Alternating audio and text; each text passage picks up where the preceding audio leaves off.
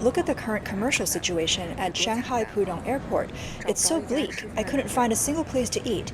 The shop selling local specialties is open, but the bar next to it is closed. This jewelry store has been closed for a long time too. Further ahead, apart from the restrooms, there's no commercial activity. Everything is blocked off.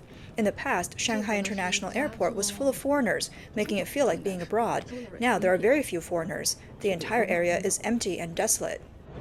This woman lamented that ever since the pandemic ended, every time she travels abroad, she finds the airports empty. This year, she feels that there are even fewer foreigners in Shanghai. The Douyin blogger, Big Teacher in Shanghai, also mentioned recently that there are fewer and fewer foreign enterprises in Shanghai, which will have many subsequent impacts on the city. The number of foreign enterprises in Shanghai is indeed decreasing. Shanghai's development relied on openness and the influx of foreign enterprises. However, now we see more tourists but fewer foreign workers. Many foreign companies are relocating, with some informing their employees that they can take their families with them. Most companies leave without any notice, offering no opportunity to stay. Therefore, Shanghai is now facing a development bottleneck and must turn into internal circulation instead of the previous openness. The current international environment is unfavorable, and foreign enterprises are struggling, leading to a decrease in the numbers in Shanghai. This affects ordinary people who previously benefited from working in foreign enterprises. Now, with fewer foreign enterprises, personal lives are impacted, and Shanghai's tax revenue and luxury consumption are also affected. This situation poses a significant risk to Shanghai's future.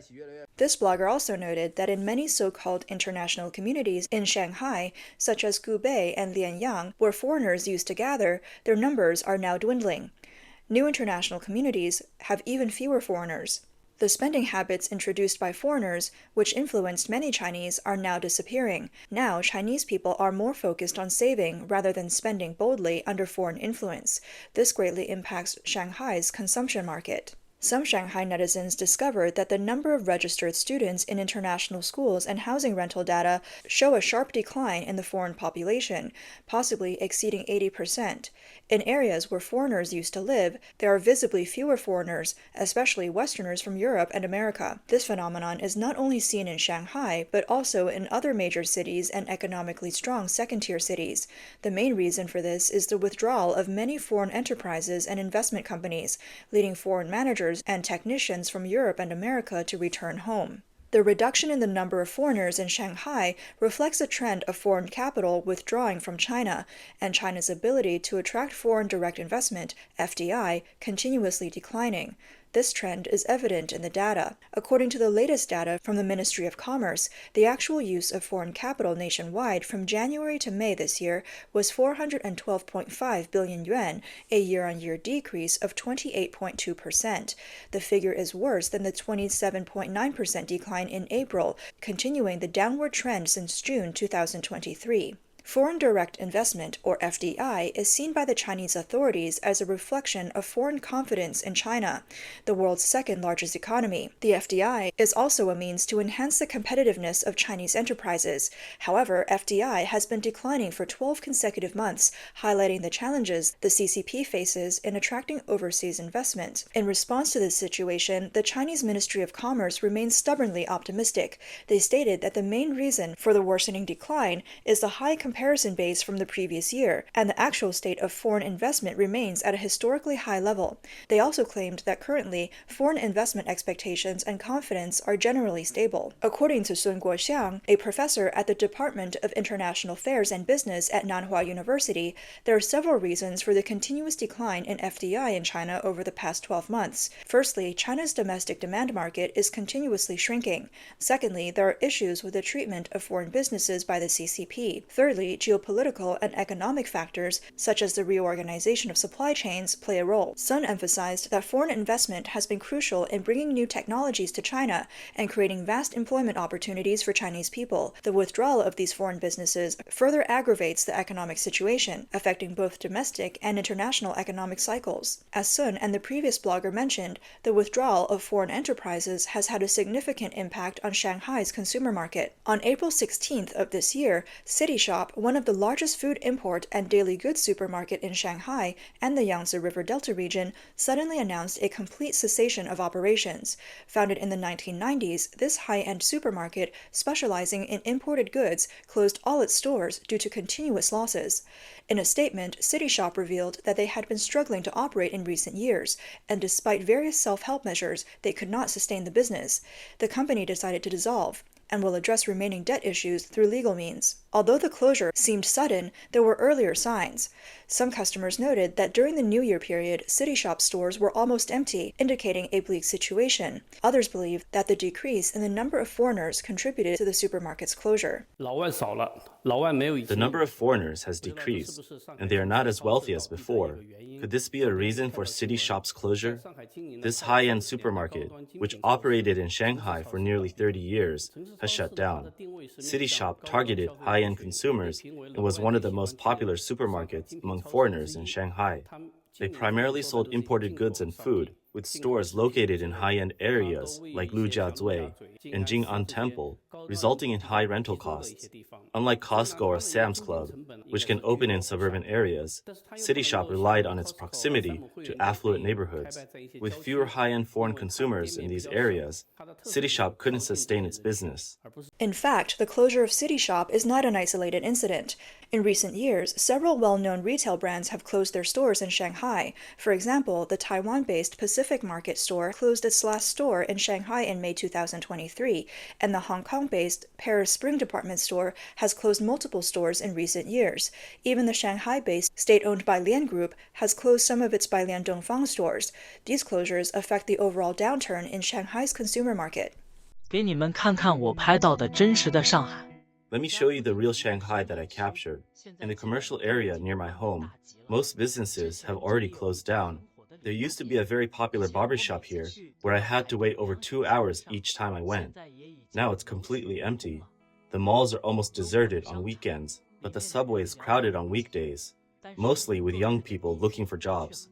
Starbucks and KFC are filled with young people pretending to work. Even in the lines for picking up kids from school, I see more and more young faces, likely parents, instead of just elderly people. A friend of mine told me yesterday that his company is moving. They used to have over 100 employees, but now there are only about 30 left, so they are moving to a smaller office to save on rent. How did the once bustling and vibrant Shanghai become like this?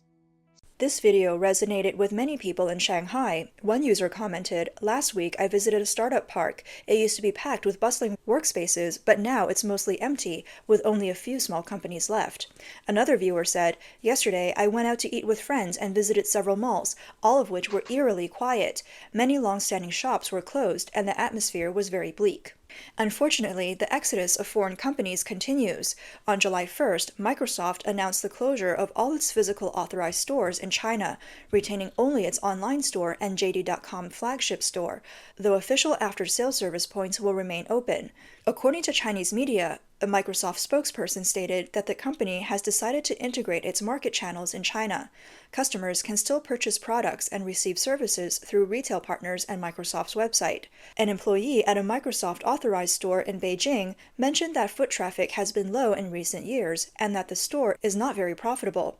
Some believe that this move is part of Microsoft's global strategic adjustment of its Surface laptop sales, and that Chinese consumers' recognition of Surface has been declining. In fact, Microsoft has been closing its physical authorized stores in China for years.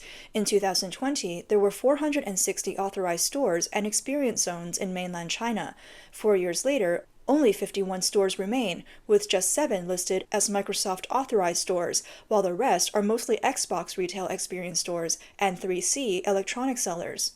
Microsoft is not alone. Since the beginning of this year, more Western financial companies, including Fidelity International, Morgan Stanley, and Legal & General, have either significantly reduced positions focused on the Chinese market or shelved expansion plans. Executives, headhunters, and analysts from foreign financial firms say that due to weak deal activity and pressure on costs and revenues, more companies are expected to follow suit. According to the Financial Times on July 2nd, Western financial institutions in China's investment banking banking sector have seen their largest layoffs in years. Recent annual reports indicate that in 2023, global investment banks significantly cut jobs in China. Out of the 7 Chinese securities divisions of major Wall Street and European banks, 5 reported losses or significant profit declines, with layoff rates reaching up to 13%. The Financial Times noted that the slowdown in capital market activity in China is due to the weak economy, particularly the real estate slump, and increasing geopolitical tensions between China and the U.S. Han Ling, director of Asia Group China, said, Western investment banks are caught in a vicious cycle. Weak deal flow means less investment onshore capabilities, which limits deal volume growth. He added, when investment opportunities in India, Southeast Asia, and the U.S. look more promising, some investment banks start losing patience with the Chinese market. The report highlights that, since the regulatory policy reforms of 2020, international investment banks have been able to fully control their securities companies in China. However, these divisions account for only a small portion of the bank's global profits. In 2023, global banks cut over 60,000 jobs due to a decline in deals and IPOs, significantly reducing profits for security firms. In the past, when other global markets slowed, the Chinese market continued to grow. However, since last year, this trend has changed. JP Morgan CEO Jamie Dimon recently stated that some of the bank's investment operations in China have fallen off a cliff. Since 2018, international investment banks have nearly consistently increased their staff. Even during the pandemic in 2020, the reduction in staff was less than 3%. The report indicates that Morgan Stanley's China division experienced its first loss since 2019, with the annual report describing China's economic environment as challenging. JP Morgan's joint venture in China saw profits fall by 55%, although its staff reduction in China was less severe compared to competitors.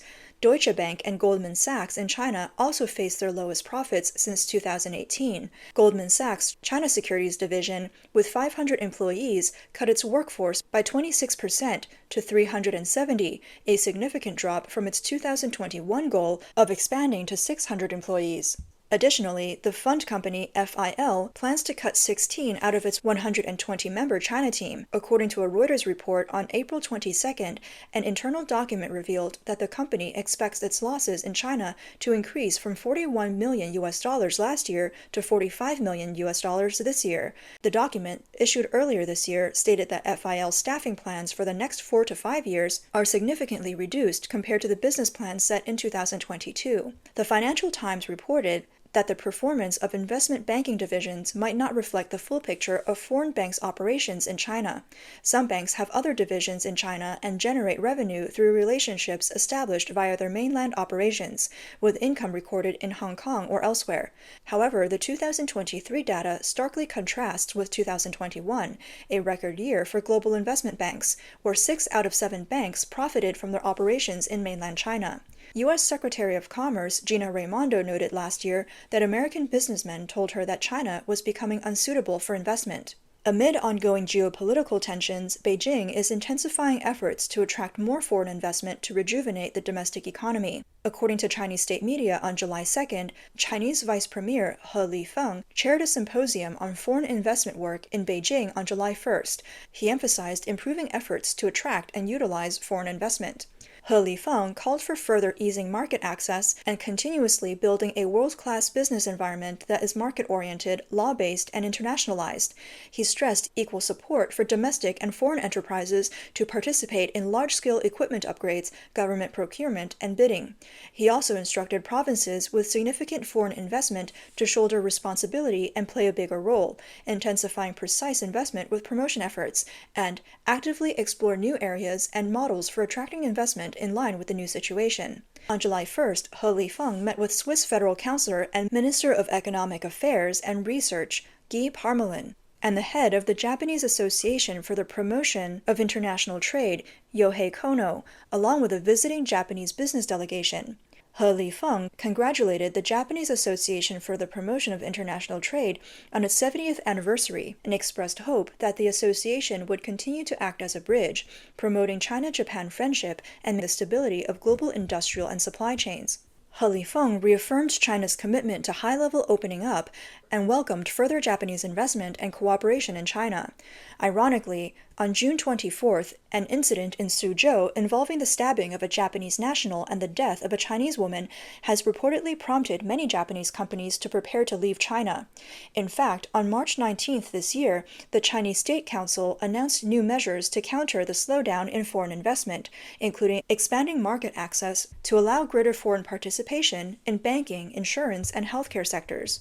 Last August, the Chinese government also introduced a 24-point action plan aimed at improving the environment for foreign investment. However, these policies appear to have little effect.